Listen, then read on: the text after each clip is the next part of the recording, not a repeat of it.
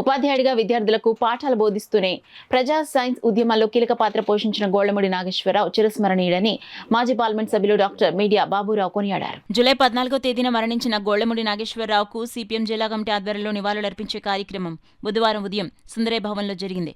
CPM జిల్లా కార్యదర్శి కరణం ప్రసాదరావు అధ్యక్షతన జరిగిన కార్యక్రమంలో ముందుగా డాక్టర్ మీడియం బాబురావు, కరణం ప్రసాదరావు, దువ్వా శేషబాబ్జీ, జి బేబీ రాణి తదితరులు గోళ్లమూడి నాగేశ్వరరావు చిత్రపటానికి పూలమాలలు వేసి ఘనంగా నివాళులర్పించారు.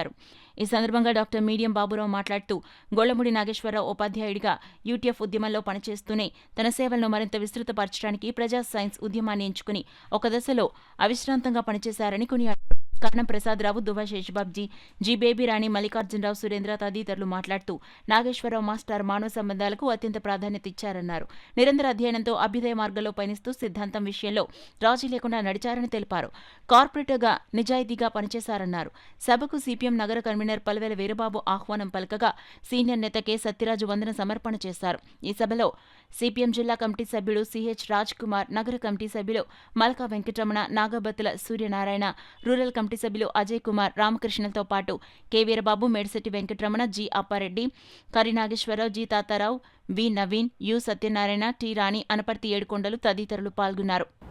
ఆయన కాకినాడ కార్పొరేటర్గా విశేషమైనటువంటి సేవల్ని అందించారు.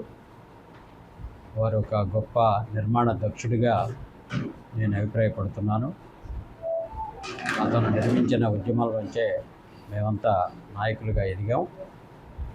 వారు ప్రజా సంబంధాలని రాజకీయ సంబంధాలుగా మార్చడంలో, అట్లానే అప్పటికి ఉండేటువంటి సామాజిక రాజకీయ పరిస్థితుల్ని అధ్యయనం చేసి ప్రజల మధ్యకి తీసుకెళ్లడంలో చాలా గొప్ప కృషి చేశారు. ఆయన లేని లోటు మా ఉద్యమానికి చాలా లోటు. దాన్ని పూరించేదానికి, వారి ఆశయాలు నెరవేర్చేదానికోసం మేము పనిచేస్తామని చెప్పేసి ఈ సందర్భంగా ప్రతిజ్ఞ తీసుకుంటున్నాం.